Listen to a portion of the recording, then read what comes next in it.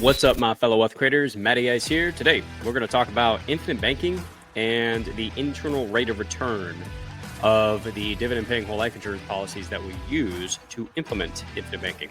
So, typically, the conversation around internal rate of return when it comes to infinite banking with whole life insurance is that it's terrible. It's a horrible rate of return. Therefore, it's a terrible place to put your money, horrible investment, yada, yada, yada. You've probably heard this 1,000 times. I know I certainly did when I started down this journey. Still hear it now. And what it doesn't take, like the problem with that is that what it doesn't take into account is, number one, when set up for high cash value, these whole life insurance policies that we use can actually get a pretty decent internal rate of return compared to a savings, your traditional savings account or CDs or money markets. That's number one. Number two, it is completely disregarding all of the other benefits, all of the other value that we're getting from something like a whole life insurance policy. It does not address any of the additional advantages and just like I mentioned, features and benefits that we get from them. And I think one of the reasons why that's the case is because some of the additional benefits that we get, it's hard to put an actual rate of return on, right?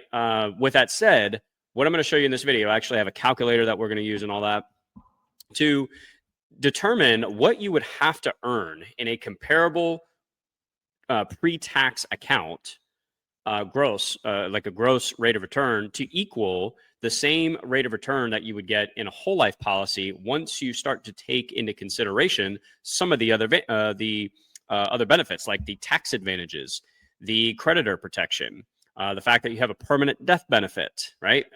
There's no management fee, like that internal rate of return you get in your policy. It's usually 3.5%, maybe upwards of 5%. That's net of all expenses, right? So when we start to take those things into account, we actually see that the rate of return that we're getting here, when we start to factor in all of these other benefits, it's actually very impressive, right? The problem is people are so fixated on one aspect of whole life insurance, and it's this internal rate of return. Now, I'm not saying we shouldn't pay attention to that. I'm saying that it shouldn't be the deciding factor as to whether or not we should utilize dividend-paying whole life insurance in our lives in order to implement something like infinite banking, right? That's really the topic of today's video. So let me share my screen. Let's get into it here. And I want to start with start at high level here, 30,000 foot overview. And I really like this. I was going back and forth with ChatGPT on this, and having a little bit of a debate with it. And it started to come up with some pretty good principles, I think, at least that resonated with me. And here's how I think about whole life insurance, guys. It's a really strong foundation. At least for me, it's the foundation of my personal finances. It's the rock, right? It's the part of my personal finances that I don't have to worry about. I know it's going to grow every single year. I have, and it also allows me to both compound and control my money at the same time, which as an entrepreneur, I value very much. But I like the way that ChatGPT put it. So cash value whole life insurance is financial infrastructure that provides multiple layers of value beyond yield. I love that. I think that sums up whole life insurance really good when you do set it up for high cash value, and starts to appreciate the other benefits. One way that I've heard it put is the external rate of return that we get from these policies, right? It's hard to put a percentage on it. Now, first, let's talk about internal rate of return, like what that is. And really what we're doing here, as we start to factor in all these other benefits, is we're starting to look at the total return of a whole life policy versus just the internal rate of return. And the IRR is basically the annualized rate that your cash value grows over time after all costs, right? So you see that cash value growing every single year. I talk about this quite a bit. I mentioned it earlier. They typically net, like the cash value that is, around 3.5%, upwards of 4.5%, maybe 5%, depending on a few different factors. How much, how you fund it, how you design it, obviously your age, health, etc. Okay, so it's a useful metric, but it only measures one dimension of performance. It's the growth of the cash value. That's all we're talking about when we're discussing internal rate of return.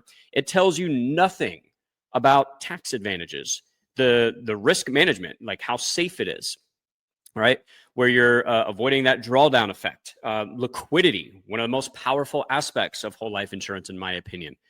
The different variations, the different types of protection that we get, long-term care protection, creditor protection. We're protecting our loved ones financially in case something happens to us. And it's a permanent death benefit that does not expire like term insurance does. And these are often some of the biggest wealth multipliers over time as you start to add all these things together. All right, so what we're doing here is we're looking beyond internal rate of return. And I love this analogy that ChatGPT came up with. It says, judging a whole life policy by internal rate of return is like judging a house, like a rental property, only by how much rent it produces. And you're completely ignoring the appreciation, which accounts for the majority of the wealth built in real estate there, tax deductions, and access to equity. Like, you're completely ignoring all of that, and you're just looking at how much your property, like the amount of income that your property generates. You're not looking at any of the other benefits, which is foolish, right? Because these other benefits absolutely multiply the wealth, within that particular asset, right? So it's the same thing with whole life insurance. If we're only looking at rate of return, well, we're completely ignoring all of these other benefits. Now, here's the other thing.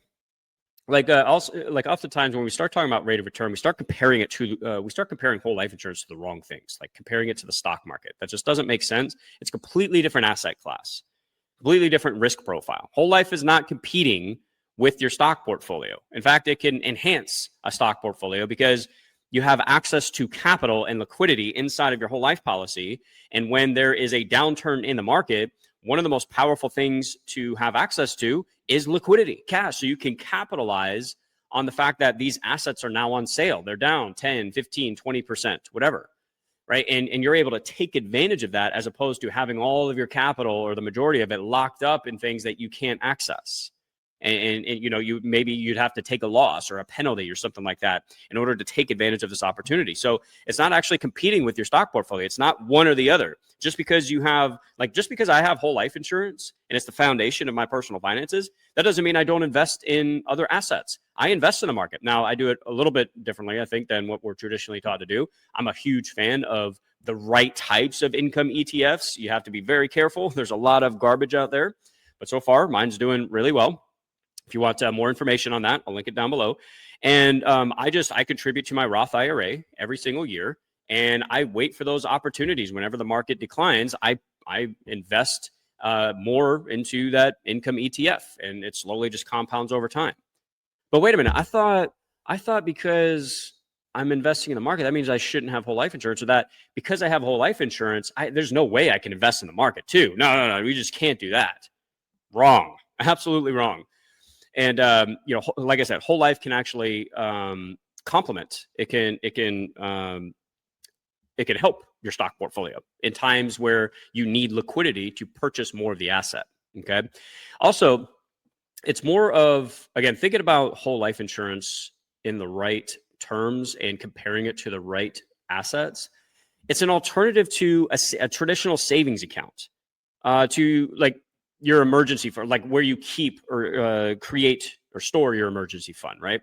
Which is typically a savings account or a CD or something like that. Maybe bonds as well. I personally think whole life insurance is a phenomenal alternative to bonds. I don't really see why people would purchase bonds, at least for the long term, maybe short term, like treasury bills, 1 to 3 months to, if you got extra cash or something like that, just lying around after you've set your foundation with whole life, maybe you do that. But bonds, like traditional bonds, just don't make sense. You don't get anywhere near the amount of benefit that you get from a whole life policy, and yet you still get a very similar internal rate of return as you would a bond, right? But when we start stacking all of these other benefits, whole life insurance smokes traditional bonds. When you set it up for high cash value, guys, and you're getting that 3.5%, 4% net internal rate of return on top of all the other advantages that we're going to discuss here in more detail in a minute, it smokes bonds. And it's interesting too, because the majority of the life insurance company's general fund is made up of different types of bonds, but they have access to stuff that is far superior to a lot of times, anyways, than what we normally have access to. But what I'm saying here is that whole life insurance is not competing with the stock portfolio. Do both.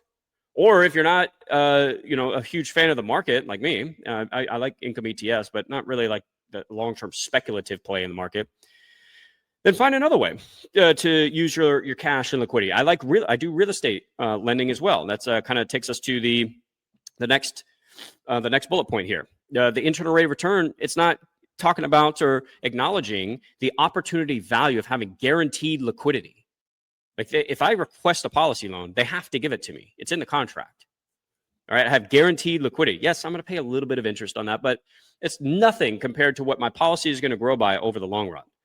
And we can use that liquidity to that we can leverage for investments, real estate, business opportunities. I do this all the time. I'm about to finish up my third real estate deal, so I'm doing all this stuff.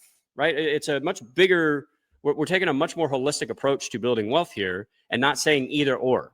One of my mentors, Caleb Gilliam's, if you haven't read his book, it's amazing. It's called The And Asset. It completely changed my life around like how I think about money. And he said it's called the And Asset for a reason, because we don't have to do either or. We can start doing all of this stuff. Obviously it depends on your investor DNA. But I have whole life insurance as my foundation. I have my income ETFs in my Roth IRA. I have Bitcoin. I do real estate lending, right? I'm investing in all these different assets and opportunities that make sense for me. All right.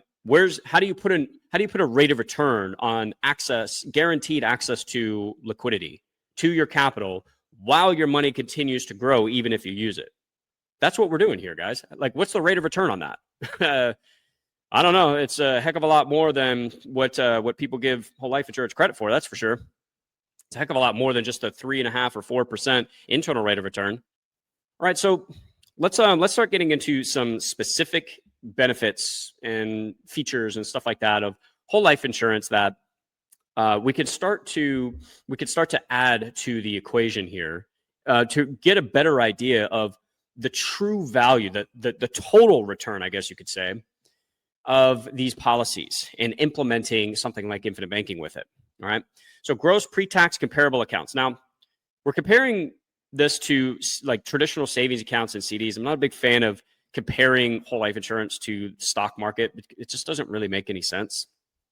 We'll talk about when I show you when we go to my calculator here. We'll talk about like management fees and stuff like that. But we'll play around with the calculator and see what it comes up with, like what you would have to earn in the market to match the total like internal rate of return of a whole life policy once you factor in all these benefits.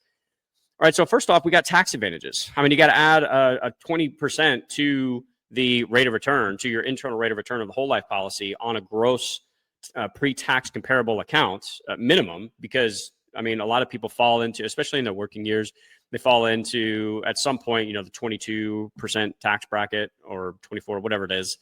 All right. So if we're earning 4%, for example, in our whole life policy, well, if we add 20%, you'd have to earn a little over 5% in a taxable account to generate the same exact type of return that you would get in a whole life policy, because the tax advantages are phenomenal in whole life insurance. It's gross tax deferred, and then we can access it tax free in a couple of different ways. Traditionally, that's done via policy loans. Loans are debts. They're not. It's not a taxable event. All right. Then we have the permanent death benefit. All right. So a lot of the times when people, like, the argument against whole life insurance is that you need to buy term and invest the difference. And so we need to add an additional cost for that term insurance. And you'd be surprised how much more you need to add on to your rate of return in a comparable pre-tax account to make up for the amount of money you're putting into term insurance, which is eventually going to expire, and you'll no longer have that death benefit.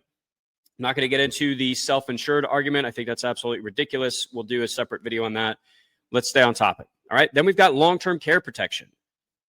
All right. So another major, I think often massively overlooked benefit of whole life insurance is that long-term care protection. It's these chronic critical terminal illness riders that we get in the event that we suffer from a really bad medical event. Maybe we have a heart attack, we get diagnosed with cancer or something like that.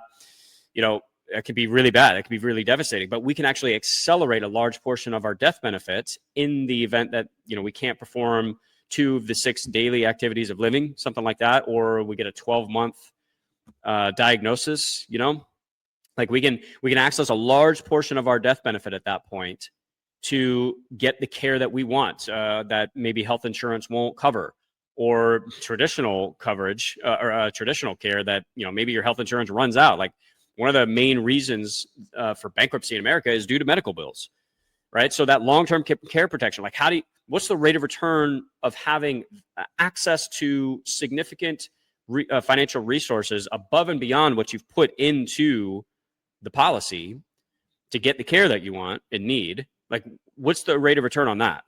Creditor protection. This can be huge, especially if you're a business owner. I mean, we live in a very, how do you pronounce it? Is it litigious? I think that's it, right? Where, I mean, you can get sued for anything, right? So, add another 25 basis points for an umbrella liability policy, right? Liquidity, add, like, what's the rate of return on having guaranteed liquidity to your capital while it continues to grow, even though you use it, right? And we use that to earn an extra net profit on lending, on real estate lending, for example. You don't have to do that. That's just one way I implement infinite banking and use my policy. All right, but what's the rate of return on that, right? Where I'm able to earn money, build wealth in two places at once. My policy is continuing to compound because I'm using the life insurance company's money when I take a policy loan. And then I lend that out at a much higher interest rate than when I'm paying the life insurance company. And I keep the spread, right? I earn money twice. What's the rate of return on that? Right? How about the management fee, right? So with that said, let's head over to my calculator. If you go to my website, guys, www.millennialwealthcreator.com.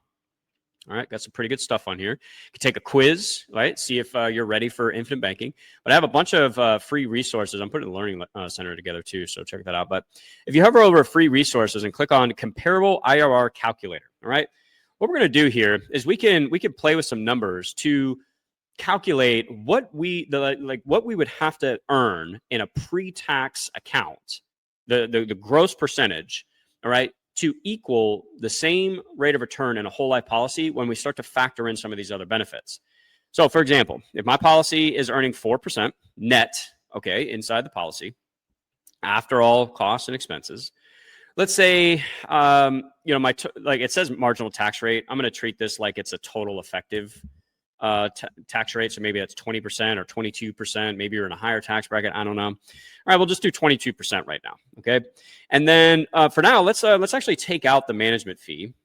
All right. And just do like a true comparison to a savings account or a CD. There's not usually a management fee involved with that. All right. And then, we could play around with the different term policy costs. Like how much are you paying per year for your term policy? Is it 800? Is it 1,000? All right. It depends on how much coverage you need and health and age and all that. Let's calculate this. All right. So here's the thing. If I were to ask you, or to tell you that there's a savings account out there that's paying people 6.41%, would you get excited about that? I think most people would. I mean, that's a pretty good savings account, right? Well, that's what we have set up here with our whole life insurance policy, right? So when we start to factor in taxes and the cost of a term policy, if you're doing buy term and invest the difference, for example, you would have to earn 6.41% to match the same 4% net internal rate of return of a whole life policy when you factor in these different benefits, guys. You see how, like, as when we start to analyze the true nature, the true benefits of whole life instead of just the net internal rate of return, can you see like how much better it actually is than just that rate of return, right? 6.41%. That's pretty good for a safe asset. Now, let's, again, I don't really like comparing it to the stock market, but, this is oftentimes what a lot of people are doing is they buy term and invest the difference, right? And then, stay away from whole life. All right, so there's going to be management fee. You're paying fees, guys, right? And there's 401k fees, there's administration fees, there's fees within the actual funds and assets that you're invested in within those pre-tax plans, right? All those fees really start to add up. All right. So even if you see, oh, my management fee is only 0.5%. No, there's other fees that are happening oftentimes somewhere within the assets, the funds, et cetera, that really start to stack up. I think 1% is being generous, is being conservative. All right, let's calculate that now. You've got to earn 7.69% every single year, uninterrupted in the market to match the same net internal rate of return of a whole life policy when we take into consideration the tax advantages, the fact that the internal rate of return is net of expenses, there's no additional management fee, and what you're paying for a term policy. Check this out, guys. Maybe your term policy costs more than that. Maybe you need more coverage. Now you're paying $1,500 per year. Now you have to earn 8.33%. Not on average. Every single year uninterrupted, guys. Now, I mean, there's probably people out there that'll argue, well, yeah, the market will absolutely do that. Really? How do you know that? And not to mention, like, how do you know what tax bracket you're going to be in? Do you really know what your management fees are? You know, how much are you actually paying for term life insurance? Like, you're paying $2,000 per year for term. You know, that's what is that? That's less than $200 a month. Maybe that's high for some people. I don't know. All right, but now you've got to earn 9% every single year. So see what I'm saying? So go to this calculator, guys. Go to my website, go to free resources, play around with this calculator. There's no cost to do it. You don't even need to opt in. And start to play around with some of these different numbers here, because it really starts to paint a better picture of the true benefit that we are getting, the true value, I should say, the true value that we are getting from these policies. And that doesn't even take into consideration how we use the policy to build wealth. I'm probably going to do a separate video on some different strategies. Maybe I'll do separate videos on each one, like how I use my policy to do the income ETFs, real estate lending, Bitcoin, all that stuff. If you guys want that, drop a comment down below. I'll send it to you. But let's wrap this up. All right. Here's some good questions to ask yourself, guys. And to start to think about this a little bit differently.